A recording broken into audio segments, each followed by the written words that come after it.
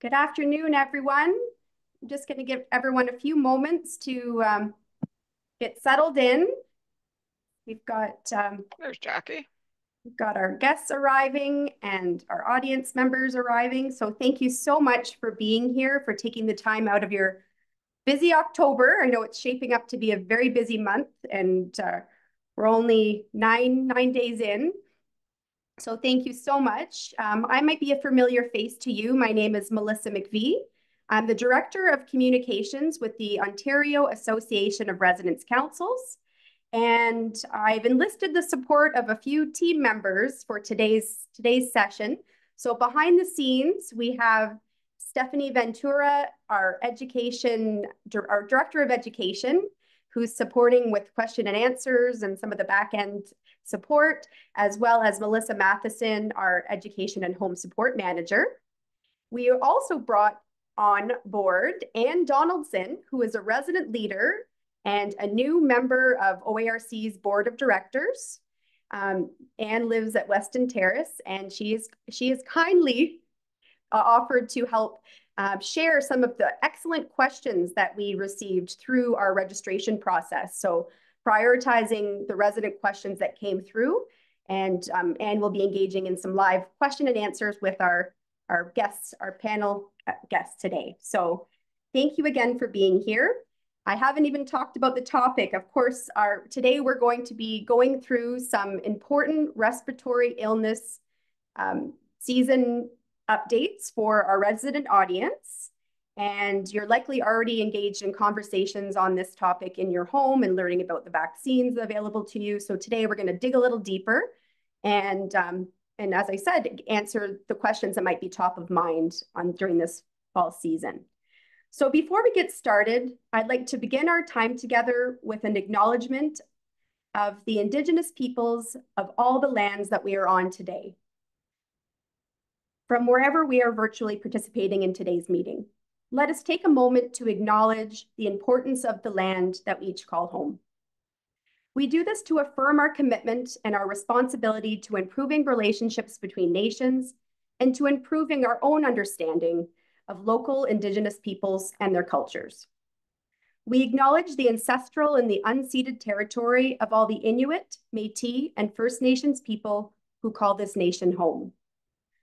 Let us now join in a moment of reflection to acknowledge the harms and mistakes of the past, as well as ongoing challenges, and to consider how each of us, in our own way, can move forward in a spirit of reconciliation and collaboration.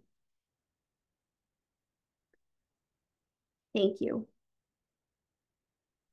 So this slide has a bit of a breakdown of our time together. We're going to breeze through a few housekeeping announcements, and then we will give a warm welcome to our guests from the Ministry of Long-Term Care. And our presentation from our guests will be about 15-20 minutes, and then we've protected the remainder of our time for the live question and answers. Next slide, please. So this slide I know is familiar for anyone who's tuned into an OARC webinar before. We do, in an effort to eliminate any background noises and distractions, we have our audience tuning in listen-only mode. There will be an opportunity for you to raise a virtual hand and to utilize our question and answer box throughout the webinar today so that we can have your questions answered. And any questions that we're unable to get to, I know we are going to try to capture those and follow up with some responses from our guests and perhaps those who aren't able to attend today. And you will notice that we have closed the chat box in order to make sure that your questions don't get lost. We want to make sure those come through the Q&A option on your toolbar. And we will be recording this session. I know lots of people are keen to share the messages of today with other residents and team members at their home. So we will be circulating the recording as well as the slide deck to everyone who registered for the webinar, regardless if you were able to tune into the live session. And lastly, we really appreciate your feedback. It helps us really shape and improve our webinar offerings. So if you're able to take a few moments following our session to fill out the online evaluation that pops up, we would really appreciate that. So without any further ado, I'd like to give a warm welcome to our first speaker on today's esteemed panel from the Ministry of Long-Term Care. We've got Jackie Sweetenham, who's the Manager of Operational Policy and Implementation Branch, Long-Term Care Operations Division at the Ministry of Long-Term Care. So welcome, Jackie and colleagues, and thank you so much for being here today. You're on mute. Thank you. Can people hear me now? Good. Nadine, did you want to make some comments before I get started, or should I just jump in? Go ahead and jump in, Jackie. Thank you. All right. Good afternoon, everyone. So as Melissa mentioned, my name is Jackie, and thank you very much for calling me part of an esteemed panel. But I just want to say that it's really the residents who are the esteemed participants in this session, and we're honored to be here and to have time with you. So I really hope that this presentation will be helpful. If you're having any sound issues or any trouble hearing me, please just let me know. I sometimes have problems with sound with Zoom for some reason.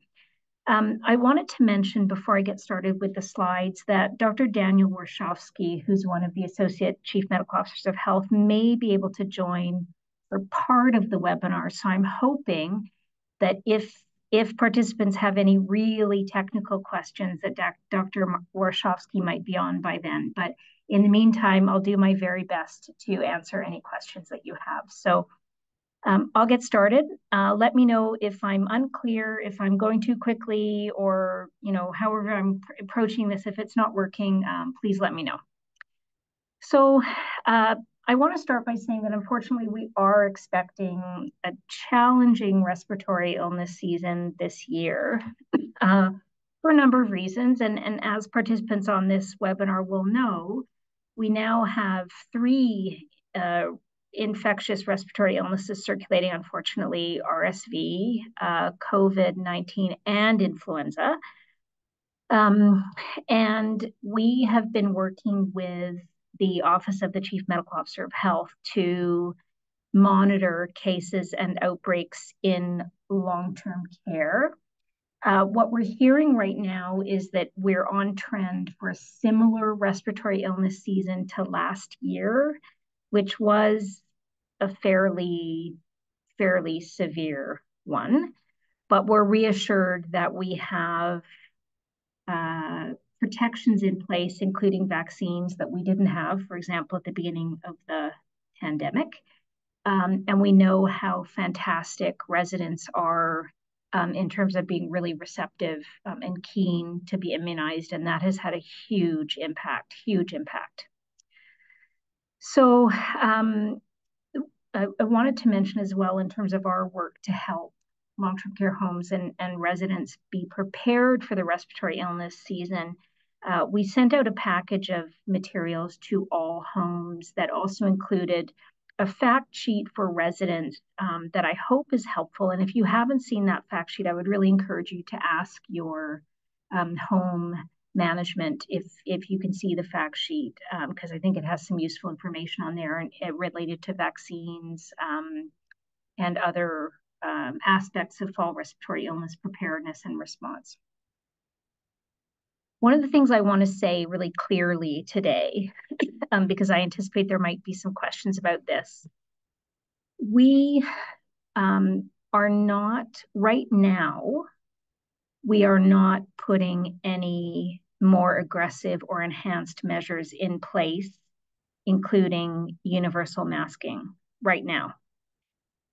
That's something that we might look at if we have an especially severe respiratory illness season, but it also depends on how well homes are doing to manage those cases and outbreaks. As I mentioned, or I didn't mention this, but even with last year having a fairly severe respiratory illness season, we still were seeing less severe cases. So we had lots of cases, but the severity was lower than it had been in previous years. And that's primarily due to vaccines and better infection prevention and control practices in homes. So I just want to be really clear that we are not contemplating more enhanced measures right now.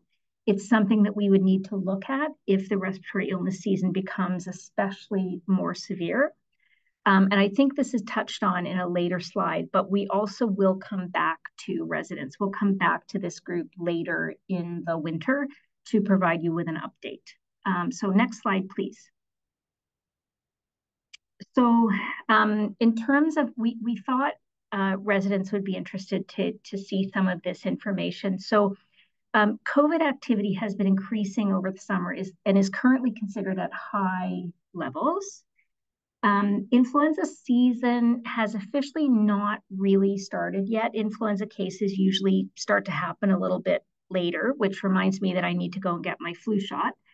But we do understand from our public health colleagues that we are anticipating a longer influenza season with a mix of two strains circulating, H3N2 and H1N1. I'm not a technical expert on this piece, but partly what public health people do is they look at, how respiratory illness is kind of circulating in other parts of the world in terms of how kind of the cycle of the respiratory illness season works. So that's what they've done here.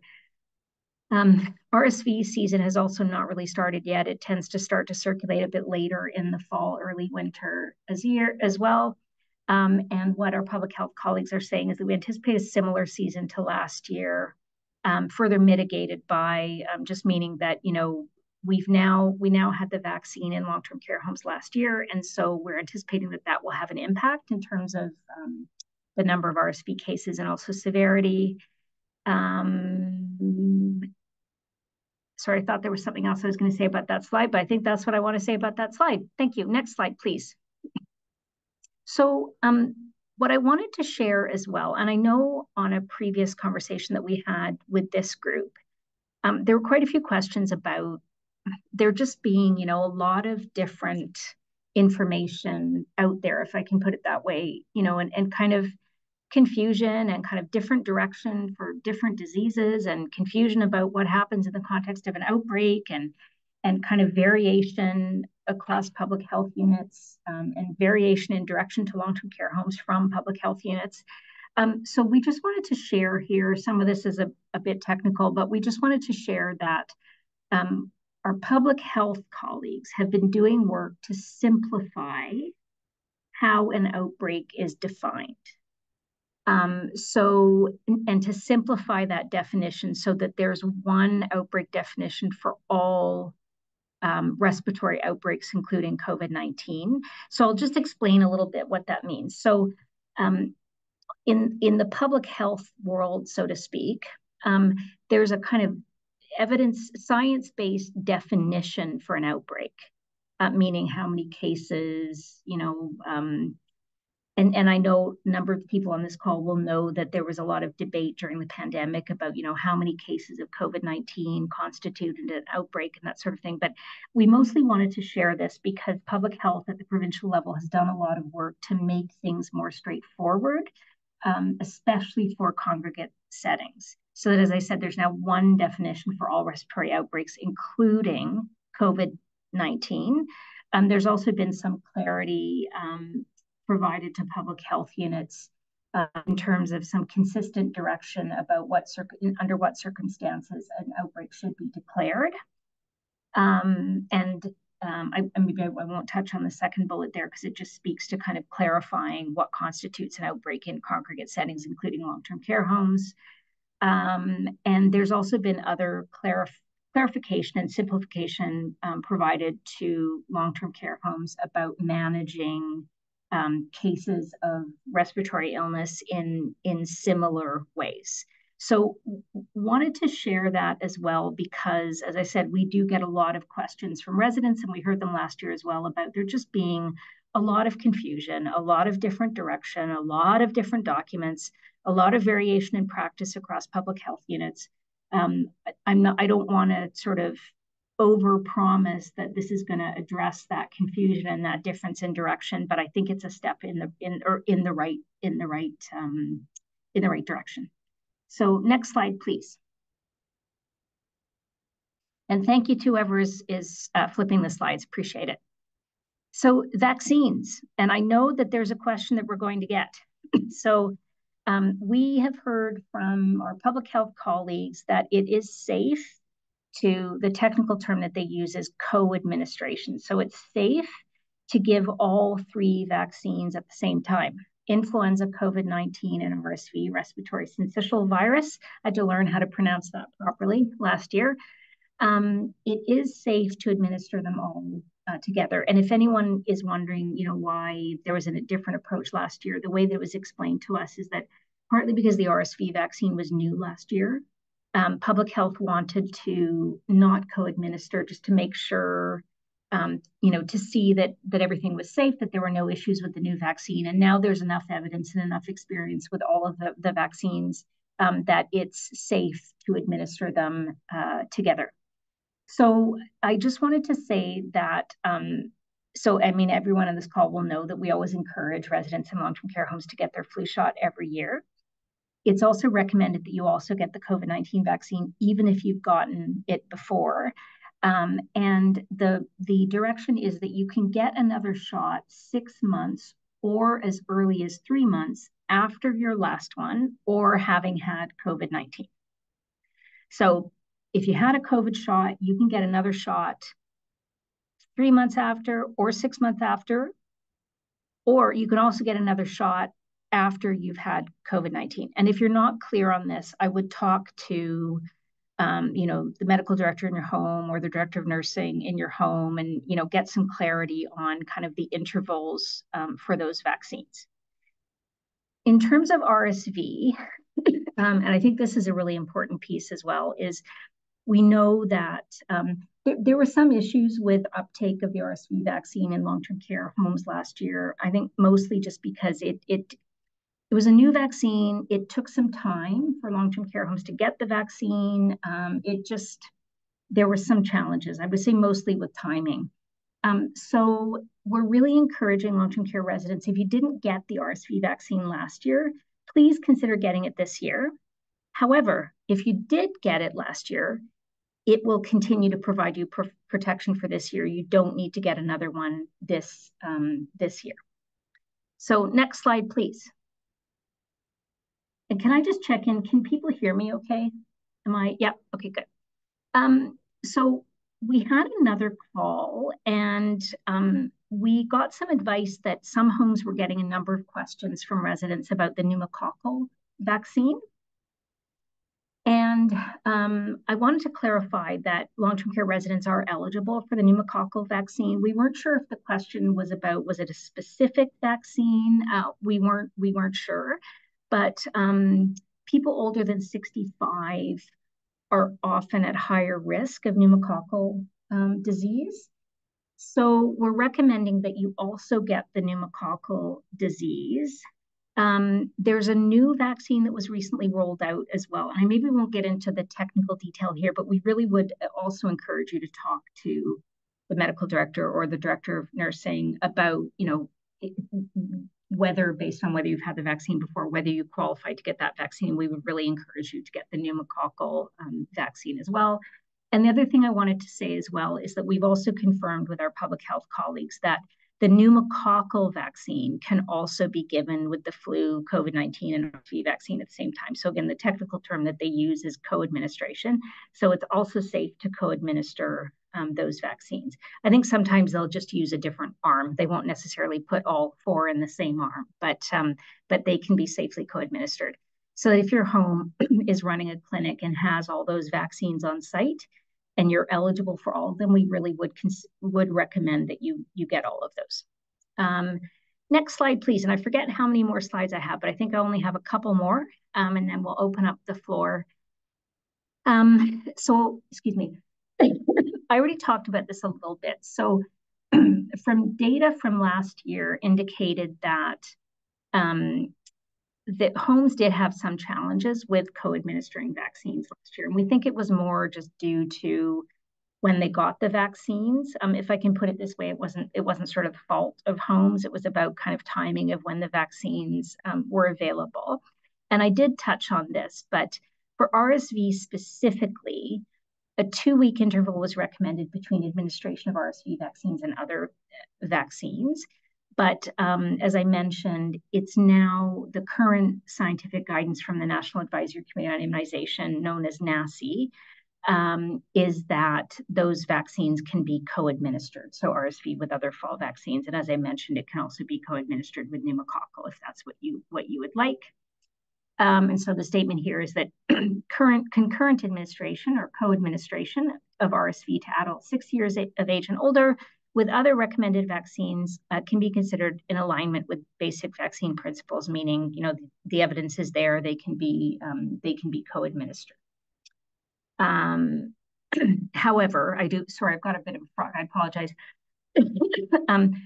But you shouldn't feel pressured to get all the vaccines at the same time. If you're not comfortable with that, you know, it's important that you feel that you can speak up and kind of say, yeah, no, I really want my vaccine, but I felt a little bit tired last year after I got my flu vaccine or my COVID vaccine. So, you know, it's okay for you to say, yeah, I want all of them, but I'd rather get them separately. So it's also really about what you're comfortable with.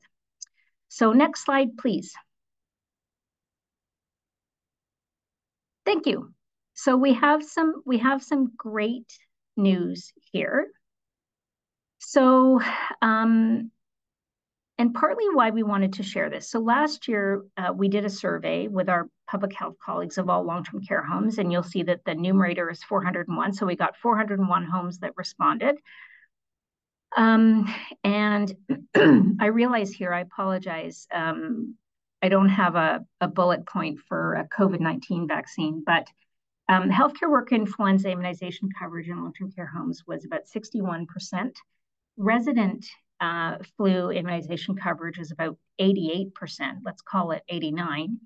And resident RSV immunization coverage is about 73%. And I just want to say that relative to many, many, many other healthcare settings, including hospitals, that's very, very high. So we are so grateful to see those numbers, and we recognize that it has a lot to do with residents advocating and being really receptive to getting those vaccines, and also really wanting their families and caregivers to get those vaccines. We also wanted to recognize how much work that represents to get residents up to 89% vaccinating for influenza. So we wanted to share that. That's something that I think the long-term care sector can be very proud of. I maybe won't go through all of these bullet points. I think the main thing we wanted to reinforce was how good those numbers were for last year. We're hoping for even better numbers this year, especially for RSV, because we're in the second year of having the RSV vaccine available. So next slide, please.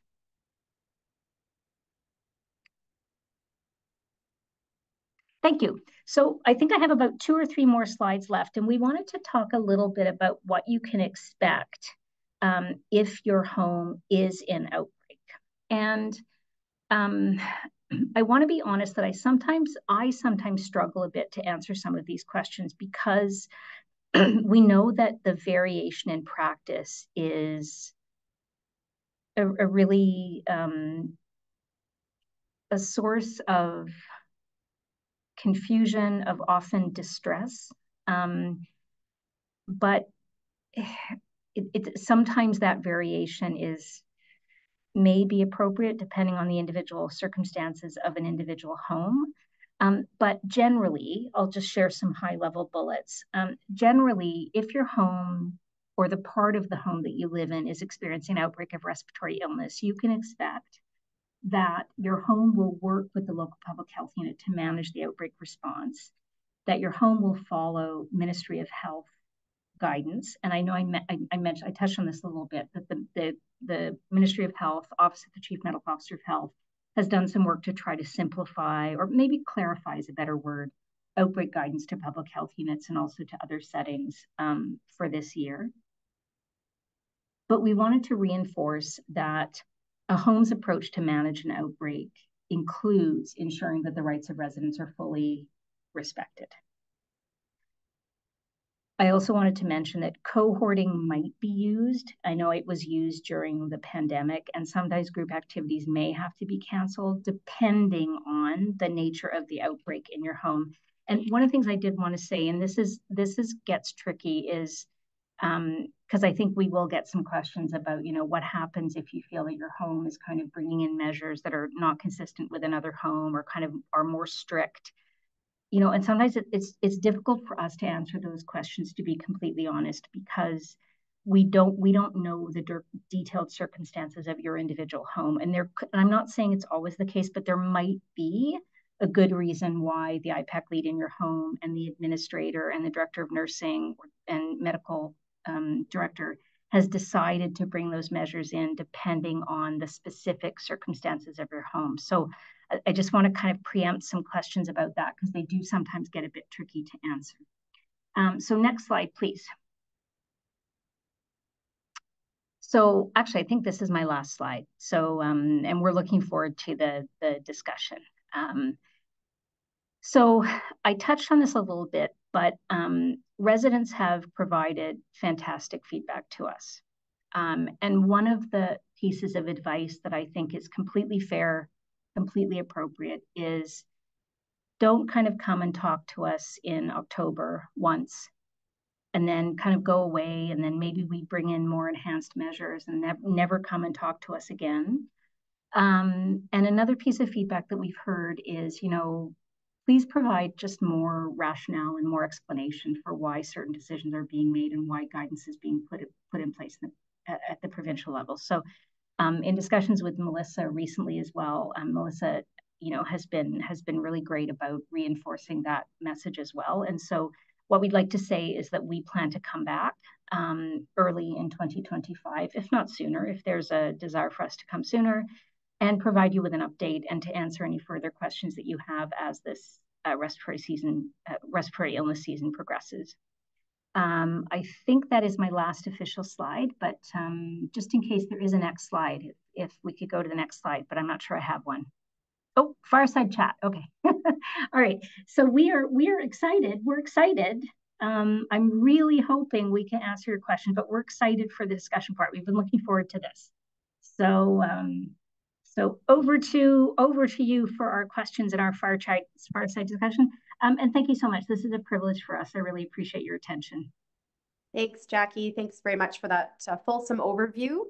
I'm going to invite Anne to kick off the question and answer. I see that we've got a couple coming through the Q&A, which we will get to next, but maybe I'll ask Anne to ask the first one or two questions, and then we'll alternate between the two.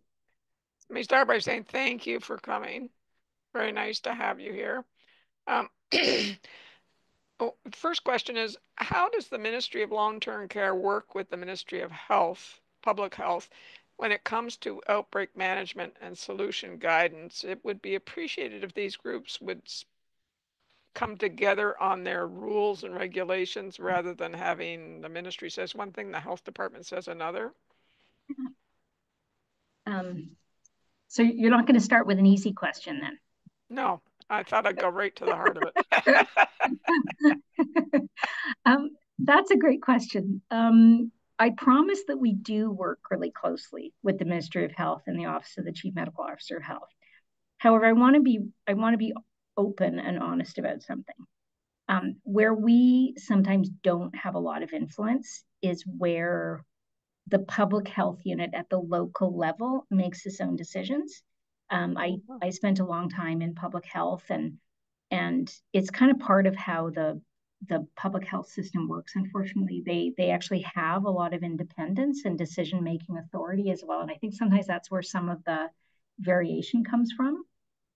So we do work, I'm afraid this is going to sound like a bit of a bureaucratic answer, but we do work really closely. We meet regularly with the Ministry of Health and the Office of the Chief Medical Officer of Health. We meet with them weekly on fall respiratory season preparedness and response.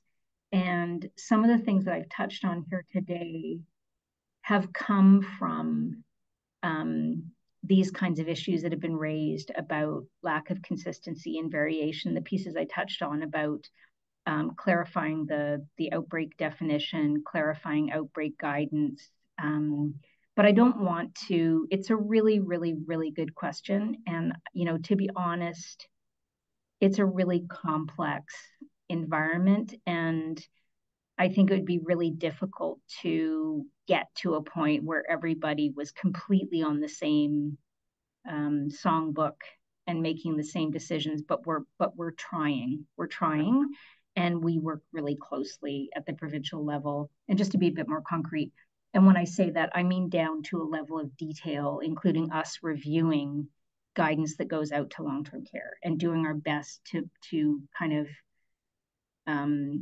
raise the issues of the long-term care sector and to try to make things more clear. Okay. Well, I think that answers the question as much as it can be answered. Thank you. Will masking mandates be in effect again? I think you've touched on that today when you were talking, but part of that as well for me is yesterday I was at the one yesterday and you mentioned the N95 masks were no longer going to be required. Is that a blanket statement? They're just not required, period? Thank you, Anne. I'll maybe start. So I did touch on a little bit. So right now we're not anticipating bringing in any more stringent requirements or any more stringent masking mandates. And yes, on the webinar yesterday, I think Dr. Warshawski spoke to this question. And in most cases, an N95 is not required. A well-fitting surgical mask is required. But the one thing I would say, and I'm almost sorry to say this, but the answer to that question partly depends, because depending on how severe the respiratory illness season is, or if the evidence changes, or if there's a new, goodness forbid, another respiratory illness circulating, there could be new direction from public health on use of personal protective equipment. But yes, right now, in most circumstances, an N95 is not recommended. The science has changed there. Surgical mask is recommended. But I would just say that, that's the current situation, and that could change, although we don't anticipate it changing for now. Yeah. I think that covers it as well as you can. Thank you. What's the ministry's plan for making the RSV vaccine available to residents this fall? I think you've already answered this question as well, because it is available. Yes. Melissa, you'd agree that question's been answered? Yes. Okay. Can flu and COVID vaccines be administered at the same time? We've talked about that. Yes. Some of these questions are already answered. Good job on your. Yeah. When will we be able to live? This is an interesting, I like this one. When will we be able to live a normal life again? I want to have normal life in my home, but outbreaks change that. I don't know if you can answer this question. Will we ever have a normal life again? It's another really good question. I think I think the good news is that we have vaccines now for COVID and RSV. And I know I mentioned this, that with the uptake rates in long-term care and the immunity due to vaccines, we're seeing less severe cases. We're seeing cases, but we're seeing less deaths. So, I think with availability of vaccines and better infection prevention and control practices in long-term care homes, we've come a long way. So I think we're getting closer to normal life. But these diseases are going to continue circulating, unfortunately. And really the best we can do is get vaccinated. And we do a lot of work with homes on improving infection prevention and control practices. We've rolled out a lot of new funding for homes, specifically for infection prevention and control, including for the IPAC lead and training and education. So, we're working on moving us all towards something that feels a little bit more normal. Okay. But it's another really good question. Yeah. And is there some kind of semblance as to why the COVID's increased in the last few months? Is there some feeling you guys have? Yeah, good question, Anne. I might not have the technical knowledge to be able to answer that. I don't. I don't know, it could be the different strain. I don't know if Dr. Warshawski has been able to join yet, but maybe we'll, if you don't mind, maybe we'll hold that and hope that Dr. Warshawski can join and he can give a technical clinician answer to that question. Right. And I think you've already answered this, but I'll ask it. Should residents get vaccinated at 3 months if they had a vaccination during the summer campaign in July?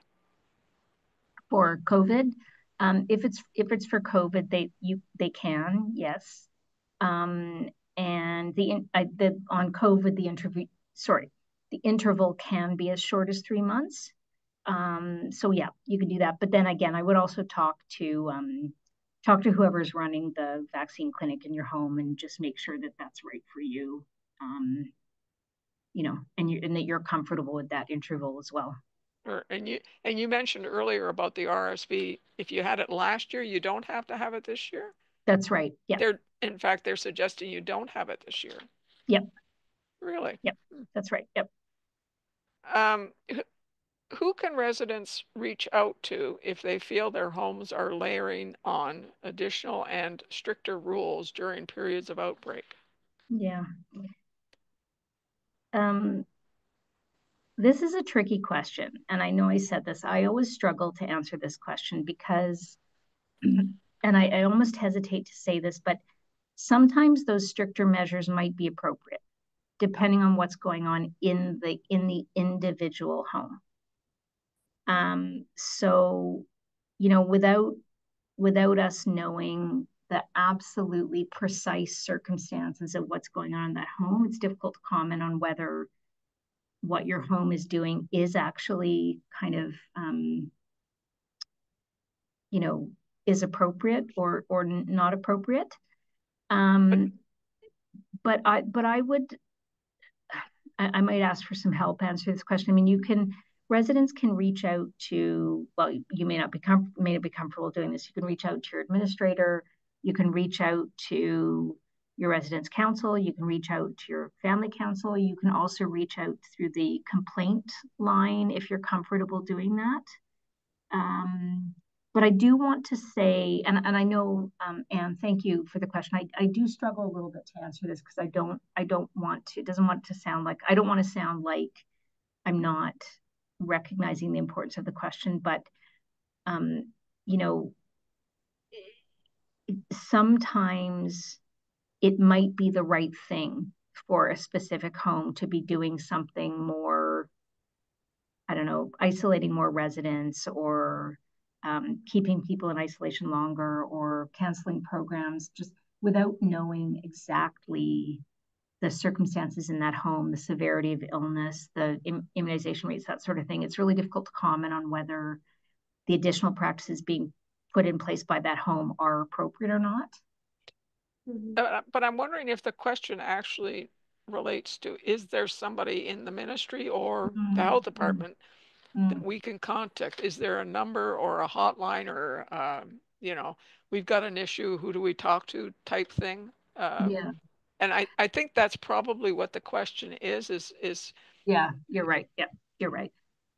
So I think, you know, you can reach out to the official complaint line as well. And we can provide that information afterward. Maybe on this question, if you wouldn't mind, and we can follow up afterward and maybe put some information together on who residents can contact if they have that concern. Okay. I just wanted to jump in and share in the past where residents had questions or they did feel they were getting some, as Jackie said, some confusing mixed messaging, and residents often don't have a direct line into their local public health unit. That person communicates directly with the infection prevention and control lead, the IPAC lead in your home, or the clinical team in the home. So sometimes residents, the message could get muddled or residents just aren't getting it directly. So OARC really advocates for clear, transparent, and proactive communication with residents wherever possible. So OARC does have a template, you know, shameless plug here. We do have a template, a communication template that was designed a couple of years back with this intention. As the situation is changing and guidance is changing, that residents might appreciate having a written notification of the changes and maybe some verbal explanation to accompany it. But there were some cases where residents had questions maybe above and beyond what could be answered at the home level. Some questions were directed through OARC, and our ministry colleagues were very responsive, and they had their own process for following up with the regional team and the home specifically. So we know those are more the exceptional cases, and our ministry it really is working in partnership to try to make sure that we are finding the balance this time. I know the pendulum really swung towards risk management. And I think we're slowly coming back, really balancing resident quality of life, the psychosocial well-being of residents, while also managing risk in the home. So I think communication is key here. If residents are proactively informed of what's going on, it will support your understanding, and it can just kind of help with morale as well. And so I just wanted to put that in there. I know there is the final slide, I think, in the deck does have some communication details, some email details for Jackie if there is some follow-up, but also happy to field any questions that come through OARC. We can bring back to our ministry partners and share some answers there. So I hope that helps to kind of supplement what Jackie's just shared, but I just wanted to say that we always get quick responses when residents have questions related to their health and safety and their experiences in their homes. And I suppose in answer to that question, Melissa, they can start with you if they can't get anywhere in their home. Yeah. They can go right to you and ask a question to you. Yeah. Yes. Now we are getting a number of questions happening in the chat or the question and answer. So I'm going to I'm just going to one more question that I want to comment about. One more comment I want to make. Sure. When an area goes on outbreak, they take 4 swabs. They swab 4 residents. If they swab 6 or 7 or 8 residents, only the first 4 are used. Why don't they check the results on all the swabs?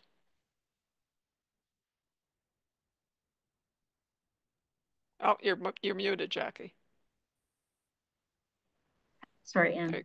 Okay. I don't want to misspeak on this because it has to do with the testing that's required to confirm cases at the beginning of an outbreak. And I just don't want to misspeak on the technical requirements. It has to do with the testing that's required to confirm the cases. And then if you have a certain number of cases, it then constitutes an outbreak or doesn't constitute an outbreak. But I would have to follow up because, as I said, I just don't want to misspeak, and I'm not an expert on the testing requirements. But we can follow up and provide a clearer answer on that. Dr. Warshawski would be able to answer that if he were here. But I'm sorry, I don't have a. Well, the reason for my comment is that I was told that it's a cost issue. And my comment is that if somebody wanted to get their result in and they wanted to pay for it themselves if they could, I'm just saying it would answer. Oh, I see. I see. Yeah, no, I see. I guess it depends because there's, and I think you would know, there's both the PRC testing and the rapid antigen testing, and they're kind of used for different purposes. And it might be that, and those are both available to long-term care homes at no cost. So I might need to understand more about the circumstance to understand. It's the rat one I'm talking about. It's the rat one, yeah. Okay. Yeah. And I'll give you an example if it'll help. We had an outbreak here earlier this year, and I was among them who had a problem, and I had an issue. And they took a swab from me, and then a few days later I said, well, what were the results? And they said, well, no, you're part of the group, so your result is this is what you have. Well, I didn't have that. I know I didn't have that. I was sick for a couple of months because I couldn't get a swab result. Not because I couldn't get a swab result, but if I got a swab result, I could have fixed the issue a lot quicker. So I happened to be the 6th or 7th person that was swabbed, and mine didn't get I didn't get the results for it. That's the comment I'm making, is why don't they would give the results for all of them? And rather than taking 4 and saying, okay, everybody was positive for RSV, so that's what everybody has. Well, no, I'm sorry, it isn't. That's all I'm saying. Yeah. I In see. that specific example, and I assume that happens to many people. Yeah. There might be different, I don't know. I don't know. It could be maybe your home was worried about whether the rapid antigen test result was correct. I don't know. I mean, because as we know, the gold standard is the PCR test. So I'm sorry, Anne, I don't have a good That's answer okay. for That's that okay. question. I'm sorry. That's okay. It's a Thought I'd good ask. Okay. Thanks, Anne. I'm going to switch gears. I want to get to some of the excellent questions that are coming in over here. This one comes from a resident leader named Stephen. Is the ministry ensuring that long-term care homes have enough stock? I think this is a stock of personal protective equipment, including masks, etc., for an outbreak. So how is the PPE supply being managed? Thank you, Stephen, for your question. PPE continues to be available to long-term care homes through the provincial supply portal.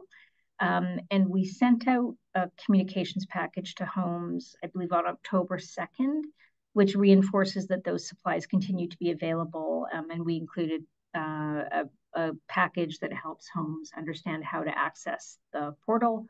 And a new supply of rapid antigen tests is expected at the Supply Ontario warehouses shortly. So yes, homes continue to have access to personal protective equipment and testing supplies through the provincial supply portal. Thank you. I hope that answers your question, Stephen, but thank you very much. They've got a question from a group of residents tuning in from Kipling Acres. There's 6 residents in the group, including the resident council president. The group is wondering why they need additional booster shots after getting 6 previous shots. Are the shots not effective? Again, I wish we had our public health colleague here. You know, sometimes boosters. I used to be in the immunization area many years ago, but sometimes. So I'm going to share this as an example. And hi, group of residents, by the way, thank you for joining. Sometimes, you know, I think people will know. So every year there can be different strains of a specific illness circulating. So for example, every year there's different strains of, well, some years it's the same strain, but every year there's this really technical process that Health Canada goes through and the World Health Organization to actually specifically identify the strain of flu or COVID that's circulating. And the vaccine for that year is scientifically, kind of customized to those strains. So it could also be that you need a booster because the strain of COVID or the strain of flu has changed slightly. And it's to give you better protection, even though you had a booster previously. So that can be one of the reasons. Sometimes it can be, I don't want to get into, sometimes it can be, you know, we might have a different vaccine that we had, like there's a whole process for vaccines, and you know, sometimes the government might have a contract with a different vaccine manufacturer, and it could be that, oh, we think that the vaccine this year is slightly better, so we want you to get a booster. So there's a bunch of reasons why that could be happening. And it's those recommendations come from, there's a whole scientific process through an organization called the National Advisory Committee on Immunization that looks at the science, that looks at the evidence. So I just want to reassure people that those recommendations kind of don't come from, they come from really reliable sources that are looking at the science, that are looking at the vaccines, and that are looking specifically at older people over 65 and what protection people over 65 need. So the recommendation might change, and it's based on a review of the science, the available vaccines, the strains in circulation. So there's a bunch of different things that can feed into that. I hope that helps. Thank you, Jackie. There's another one just asking for some clarification about what constitutes the definition of an outbreak in a home. How many cases? So I know it's been streamlined. We're just looking for just maybe repeating what you shared earlier. Thank you. I actually don't have the outbreak case definition in front of me. I don't mean to put my team on the spot, but maybe if someone from my team wouldn't mind maybe just looking for it, and if we can find it, we can maybe come back to that answer if you don't mind. Sure, sure. I did want to take a quick moment, maybe while we're finding that information. One of the questions that we posed when people registered for the webinar was asking specifically what your homes are doing to keep residents, not only just keeping residents safe, but how do we keep residents well informed about respiratory illness, vaccines, outbreak protocols, emergency planning, that kind of thing. And I received a really great range of responses that I did want to share because I think it's important. This webinar is one moment in time, but our commitment to infection prevention and control is something we live with year round. Because if it's not respiratory, it might be a gastrointestinal outbreak or something else. So we know that it was relatively new that every home is funded to have an IPAC lead. And I think that relationship is something that resident councils can really explore and lean into. I think it's important to extend invitations to get to know your IPAC lead. I know we use too many acronyms in long-term care and healthcare, but get to know the person who oversees the vaccination campaigns and get them to help demystify some of the clinical aspects of what's happening. It's important for residents to understand what the signage means when it goes up and what is the different personal protective equipment that the staff might be putting on and taking off. It's so important to have things like town halls, tuning into webinars like today's offering, to have the IPAC team member maybe do a presentation or an education session. I saw that one home is celebrating Infection Control Week, and I did not know that was next week, October 15th to 20th. The whole home is coming together for an event with information sessions for residents. So how amazing is that? Putting up signage and practicing hand hygiene. Why is it important?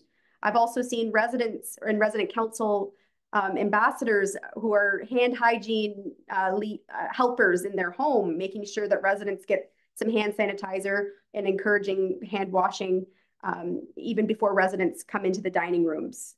Really having just the full transparency, having posters up that at an accessible level and font size that residents can follow along.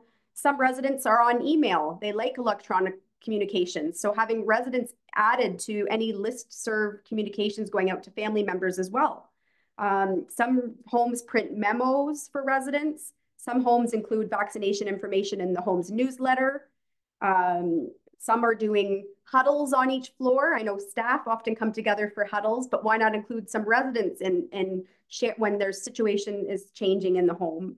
A lot of prevention education. And even using social media. A lot of homes are using Facebook, and some residents are on there as well. So let people know when there's going to be a clinic or when vaccines are anticipated to arrive and to be administered. And wherever possible, giving residents information sheets like that excellent fact sheet from the ministry or other information specific about the flu shot, the pneumococcal vaccine. There's lots of resources out there. So I just wanted to share that there are amazing things happening in the homes, and you, as a resident council, you can ask for these things to start happening and include it in your meeting minutes. So I just wasn't sure if we should come back to the question or should I move on to another one, Jackie?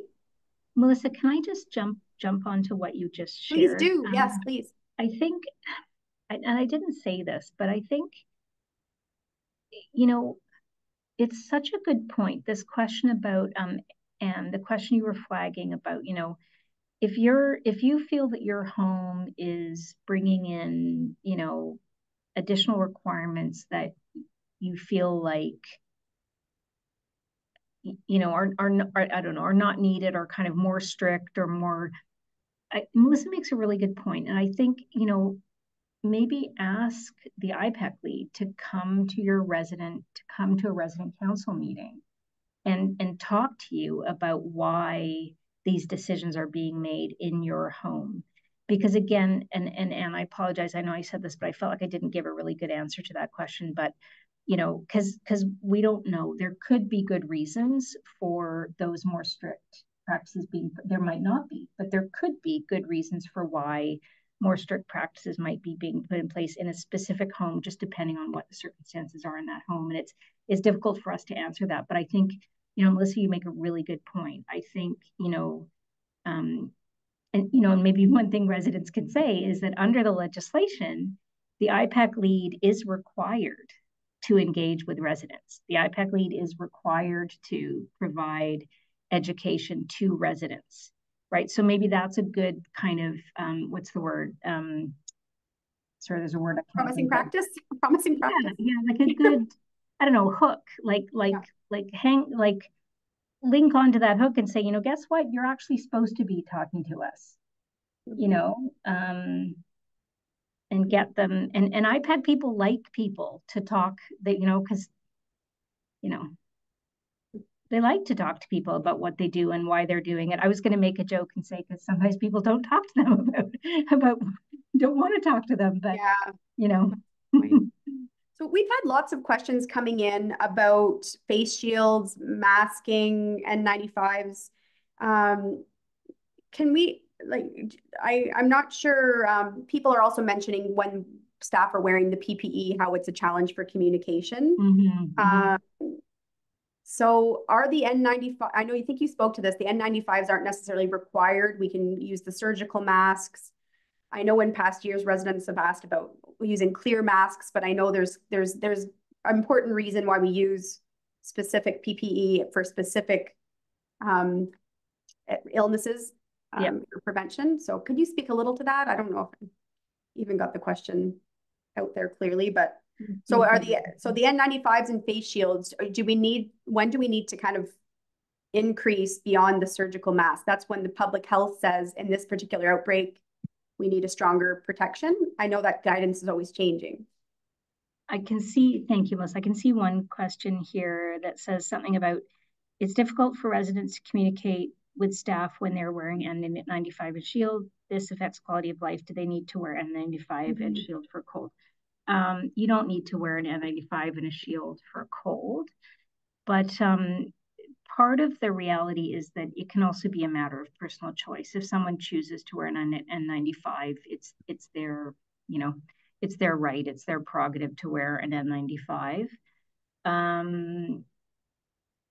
Yeah, but I know it's, you know, it is an issue. It's difficult to talk to people who have the surgical mask and a face shield and a gown and gloves. But in most circumstances, N95s are no longer recommended.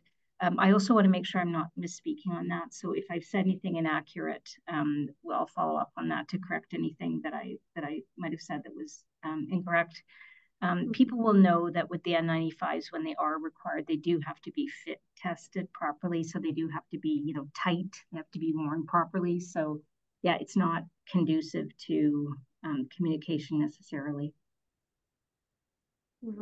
Okay, I just, a great comment came in from Sarah. Our IPAC leads are doing resident education sessions with the residents. It's a great idea for other homes to adopt. So thank you for that. I know we've already, this hour has flown by. I know this is a very critically important topic that impacts everybody living in long-term care, working in long-term care, visiting a loved one or a friend in long-term care home. And I will endeavor to filter over any questions that didn't get responses during our live chat over to our ministry partners. If there's an opportunity to have some follow-up, or I know that sometimes there's a frequently asked question document that's circulated. There's a lot of great information in that resident fact sheet that OARC did link it in our last newsletter, but I will also share that resource with the recording of this webinar. Could be a good jumping off point for conversations in your home. I know there's a lot of specific questions that we didn't get to, but I think I just wanted to reiterate the commitment from our ministry partners to meet regularly with OARC and to host webinar information sessions in this format moving forward, where it's not a one and done.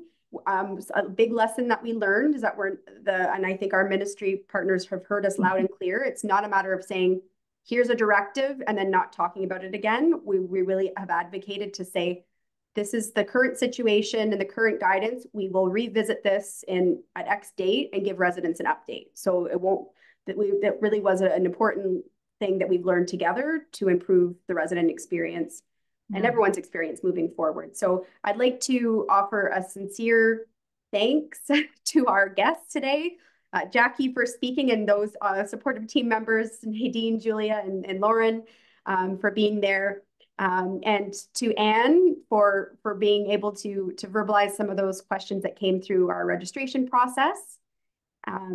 We'll look forward to hearing resident feedback about today's session and continuing to keep our lines of communication open. Stay tuned for ongoing updates through OARC communications as well. And stay healthy, stay safe, and wishing everyone the very best. We're just going to put this final slide up with the contact information, but this will be emailed to you as well with the slide deck. And I just want to throw in my thanks to the ministry for joining us. And do come back, please. We will. Thanks again, everyone. Have a lovely afternoon. Thanks for your time, everyone. We really appreciate it. Thank you for joining. Thank you. Take care.